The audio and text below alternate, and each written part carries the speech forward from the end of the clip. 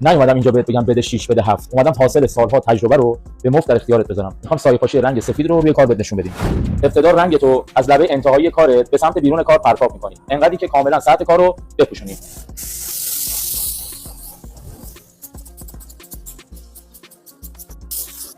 خب سطح کار رو کاملا با رنگ پوشوندیم، حالا می‌خوایم سایه‌های کار رو محوش کنیم.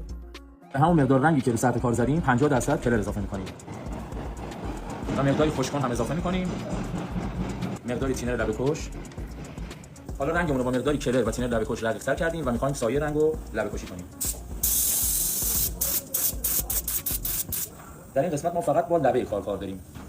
مجددا رنگمون رو با مقدار تینر بیشتری شلترش می‌کنیم. رنگ رو یه مقدار دیگه شلترش کردم و فقط لبه انتهایی کار رو می‌پاشم.